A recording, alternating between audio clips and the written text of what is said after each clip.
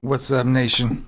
Welcome to another edition of the Wise Take MLB First Look. CK013 here. You can find me on Twitter at CK_013, and we have a massive 15-game slate on a Friday to end the podcast week. Pretty good day so far, I think, as long as Heaney can keep doing the dirty. If I would have went with Gray, I'd already be there, but I didn't. Tried to avoid the chalkier options in Darvish and Gray. Hopefully I didn't get too cute and we get a good score out of Heaney. But if that happens, the offense did do well. Shout out to Stevie Brown on the Y stream. He was real big on the Indians. He mentioned them and then they grew on him more and more. That was an awesome stack.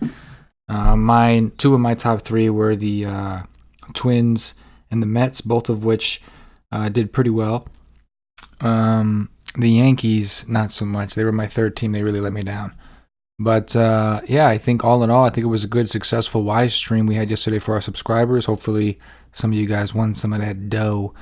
We'll see what the screenshots look like. But high-scoring night, the Twins just kind of broke it. So, shout out to Stevie for that one. I know Cam played them, too. Cam was in on the Indians as well, so with his cheat sheet. So, all in all, pretty good day content-wise for the Wise Take Nation. Looking at today, this 15-game slate, starting with cash games as we do, I think Morton is kind of the standout when you consider opponent and everything else. There are a lot of options and a lot of ways we can go in tournaments, but I do think that in cash games, Charlie Morton's probably your first guy in. He's at home in a great pitching park against the Tigers, and that's just kind of what you got to roll with. He's been pretty good. Didn't have a very good start against Boston, but that is Boston. I mean, he had a good one the first time at home. But all in all, even against Seattle, give up 4 earned, still got 10 Ks and put up a 24. I think Morton's the best bet. The SP2 is a little trickier. It's not that pretty. Normally, we'd say let's attack Miami with an 8K pitcher, but John Gray is in Coors, so don't think I want to go that route in cash, even though it is Miami. Maybe something we try in tournaments, but I think Vince Velasquez is probably the way to go. 7,200, so he's not expensive. You'll still have some room to get some of the bats. This is a core slate, and we'll talk about that in a minute. But 7,200 for Vince Velasquez seems like a relatively decent option at home against the Padres. Fernando Tatis is on the 10-day DL. That certainly helps Velasquez from an upside standpoint. The only problem is Tatis was a high strikeout player, so we'll have to see who he's replaced with to really make a final decision, but he makes the most sense to me. I think that there may be one or two guys, like maybe some people might argue Porcello. I'm just not really a Porcello dude. Even though it's Baltimore, it's still a bad park. I still prefer Velasquez, who's just got more strikeout upside in general. And at the end of the day, strikeouts are your floor, strikeouts are your ceiling. So strikeouts very, very important. I think that's where I rock it. Again, from tournament perspective, I do think that the ownership on Verlander could end up being very low. He's got massive upside. He's against Oakland, who this year is striking out quite a bit, and he's got a really good park out in Oakland. The issue, of course, is his price is prohibitive. We do have a lot of really good offenses that we may want. It is a big slate, so you don't have to necessarily go after the top stacks in tournaments, but it's very, very tempting to, because the ones that are juicy up top, we'll talk about in a second, are just really juicy. I think Luis Castillo is also interesting against the Cardinals. The Cardinals have been struggling in general. Didn't do too well against them recently, but I think that game was stopped short because of rain, I think. But you can see massive upside player. Struck out 13 Angels. Had a good outing against the Cubs, a tough offense. I do think he makes sense in tournaments. I mean, we got a lot of really good pitchers. Giolito against the Angels is interesting. The Angels have been striking out a ton. And Giolito also 13 Ks against Oakland. Just like some nasty performances. It makes you think about Verlander again. 4 tournaments. But yeah, there's a lot. You can literally... the SP2, like the cheaper portions, I don't think is as strong. You've got some decent pitchers at decent prices, but in some tough matchups. Kyle Hendricks is one of them. The Shark has been pretty good this year. Arizona's not a team I love to pick on, but I have to admit he's definitely corrected himself. Wainwright, I'm not a Wainwright guy. but he's another one that's been managing to pay off his salary, a decent amount. Maeda is a good pitcher, but he's going up against the Braves. That's a tough matchup. He's coming off a really good outing against the Diamondbacks of all teams. But you can see 6 Ks in 7 innings. It's not really a Maeda type of deal. He's normally a higher strikeout player. Just kind of goes to show you that, some teams are tougher to strike out, and Arizona typically is one of those teams. Coming down the list, it's just kind of ugly. You got LeBlanc, probable long reliever against Toronto. Toronto's just been playing too well. And there's just not a lot to like coming down this list. So I do expect Velasquez's ownership to be fairly high. And maybe tomorrow we have to search and try to find someone that we can use. Leak has not looked good since going to the D-backs. But the Giants, one of the softer matchups he'll get. He's only 6K. Maybe he becomes the cash game SP2. And the reason I say that is because I know that people are going to want to stack up cores, as they always do, especially in cash. So at least the Dodgers side. So that's kind of where I'm at. But I still think Velasquez currently is my favorite SP2. We can consider Tanaka. It's a really, really tough matchup. And he hasn't done well against good teams. So that's a little concerning. You can see, like Boston this year, he's really, really struggled with. So we'll have to take a look at things tomorrow. The price is right. It's just the matchup that kind of worries everybody. As far as bats go, so the Rockies are the optimal stack. I think they're who you try to play in cash against Alcantara. Alcantara is coming off a decent start against Atlanta. But before that, he'd been struggling. Minnesota hit 3 home runs. That's kind of an outlier because Minnesota hits a lot of home runs. But it is cores. Miami's bullpen's been horrible. We did see the Dodgers just put up a tremendous amount of runs, and really with the long ball, and that was in Miami. So I do think the Rockies are the optimal stack and a team that you're going to want to have a share of. The next optimal, I think, is Boston, going up against Aaron Brooks in the Baltimore bullpen in Boston. Well, you could see that Brooks has had a home run problem. Granted, some of these games were at home in Baltimore, but this is still Boston. Not like it's that much better of a park. And of course, the big thing is at some point they're going to have to use their bullpen, and their bullpen is just terrible. Boston worries me a little bit because they seem to be fading out of the mix. They're like, last time I checked, they were like 7.5 games back on the wild card, so it just looks like maybe starting to wonder, are they still even motivated to go for it? And that's a big question mark, I think. So, how about Hauser, man? Awesome performance. I was all in on him that day. 4,900 against the Rangers. Yes, sir. I was all in on that day. Nationals, maybe not. But so, yeah, I think Boston does make a lot of sense. Let's kind of get a feel for some of their pricing. I would imagine they're expensive. Yeah. Devers 5'6", Bogarts 5'3", Mookie 5'1", JD 51. Mookie's 5'2", excuse me. But yeah, you can see they're expensive. So the full stack, that's the thing. Like, you think about an offense as being popular, but sometimes people can't afford the full stack because they're not willing to sacrifice their pitching, or there wasn't enough value on a slate. And those are the kind of things that could lead full stacks, 5-man stacks, to be a little lower owned than usual. Like, if you look at it, the Rockies are actually a little bit cheaper as a team than Boston. Kind of interesting. They're still expensive, but they're cheaper as a team. Got guys like Daniel Murphy, who's only 4,100. I'm sure he will be in a lot of people's cash games and tournaments. Then the third offense, I mean, this is, not to overthink things, but I think you got to look at the Yankees. They have been really hot. They did not do well for me against Plutko. That dude just continues to troll me and just try to ruin my life. But now the Yankees are still a very good offense.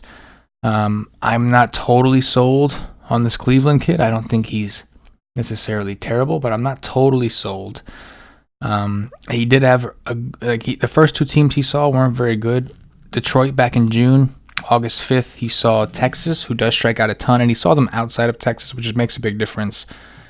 And then Minnesota, that was impressive. Went into Minnesota, struck out 5, only gave up 1 earned through 6 innings. So that was impressive. But the Yankees are a little bit of a different beast. They are home in a good park. So I do think that they certainly make the list. In the next tier down, I do think the Mets are interesting. Montgomery, I don't think is a very good pitcher. He's coming off an awesome game against the Tigers. I think he's kind of due. Hasn't thrown 100 pitches in quite a while and just went for 100 against Detroit. He did troll Boston, but Boston's been known to struggle with lefties a little bit. Pitched really well against Detroit, but I do think a regression game is coming. So I do think that a Met stack is somewhat interesting. But the Rockies and the Red Sox are the two optimals. I think there is a world where you can take a look at these Miami guys. I'm curious to see what their prices are, because they are getting a massive park boost here. Their prices are elevated for them, but they're still extremely cheap. I think you can probably get away with trying one of these stacks here.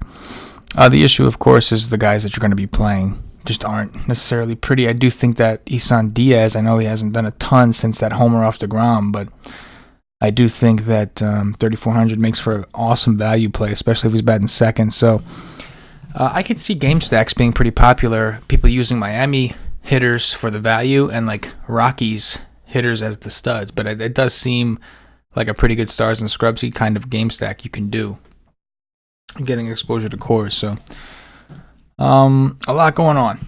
We haven't even like scraped the surface. We kind of just went over the best. I mean, you've got Arlington again. Really good hitting weather. Jake Odorizzi, who's been like the epitome. Well, I guess he's kind of bounced back. He was the epitome of aggression for a while, but he has kind of bounced back. Even against Atlanta and Cleveland, two tough matchups. But we'll see how the fly baller does in Arlington. The Rangers do strike out a lot, but they do typically play a lot better offensively in Arlington. So we'll have to see. But as you can see, there's like plenty of games we haven't even touched. So there's definitely a lot going on this massive slate. As always, we recommend you play in smaller fields. Play against less people. That's going to be the key to make sure that not every single base is covered by your opponent. And if it is, not like terribly to where you still can't cash. That's going to do it, I think, for the little quick breakdown. Don't forget to check us out at yslate.com for more Fire DFS content. This is obviously a first look show. Come rock with us tomorrow and see what we're on. I'll be on the Y stream. I'll be writing the tournament article as well for those of you that can't catch the Y stream. So make sure you check us out. Day pass is $2.50 for the day. You'll get all the MLB content for one full day. Only thing you won't get is the Slack chat, which I do highly recommend you get into the Slack. Once you get a day pass, see what it is we do, see how we help our community, see how we help our members become better DFS players. I do recommend that, get in the Slack, because you can learn a lot from the community itself. The actual members, we have a lot of really smart members who have learned a lot over the years and have been with us for a while and are seasoned, and you can really, really learn a lot, bounce some ideas off them, get some ideas from them. It's a good situation. Don't forget, NFL is upon us. Paulie's been writing preseason quick little articles for free for you guys. Hopefully you're checking those out and, making that money. But NFL's coming. Regular season. You get the full NFL season for $99.99 after promo code Early Owl NFL 2019. No spaces. Early Owl NFL 2019. And you will get $50 off the season package, which is currently $149.99. You'll get it for $99.99 if you use the promo code, but the offer expires September 1st. Then the price goes up. So make sure you take advantage. Okay. Top three pitchers. Morton, cash game pitcher. I'm going to go with Vince Velasquez as well. And then I'll go with Verlander. Oakland has been striking out a ton. Verlander is coming off a decent start, but he gave up 4 runs to Baltimore despite striking out 11. I'll go with Verlander. I just don't think a ton of people are going to go there because he's so expensive. Top 3 stacks. So Colorado, I'm going to go with number 1 against. Really, it's not even so much Alcantara. It's more so the bullpen I'm attacking. I think Boston is the number 2 for me against Brooks. And then I think we will go.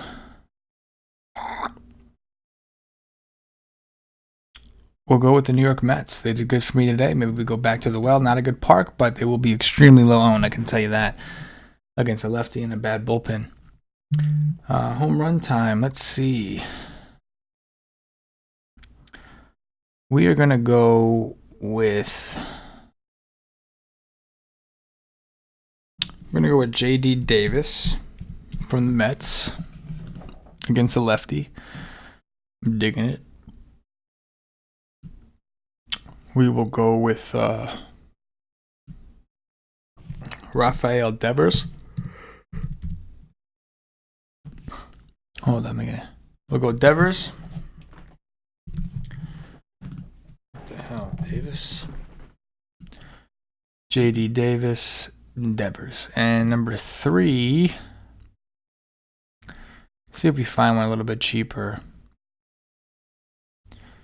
One that we actually like. How about that? Maybe we go with... Let's go with Sin-Soo Choo. He was off today. He's really cheap. Rangers are really cheap. That's a really good price considering the ballpark they're playing. And I know they've been relatively cold as a team, but Sin-Soo Choo is the last guy. Devers, Davis, Choo. Let's go. Let's go. And that is going to do it for the first look. Please click that like button, that thumbs up. It means a lot to us, helps us out. And subscribe to the channel. Make sure you hit the notifications bell too so that you get notified whenever we put any one of our fire-ass content out. We do all kinds of stuff for DFS. We will crank up the content once NFL and NBA get here. We know that there is a demand, and we will be filling that demand on the reg. But we also do another podcast called the Wise Take Nation podcast. So right now we're doing it every Sunday night. So, hopefully you can check it out. We plan on doing more episodes during the week, but it's on the same channel. So make sure you check those out. We cover all kinds of sports stuff, gambling stuff a little bit. We touch on some DFS stuff, but it's mostly just about sports, entertainment, anything we fucking feel like. So it's a good time coming out with us. For myself, the entire Wise Take Nation, as always, good luck.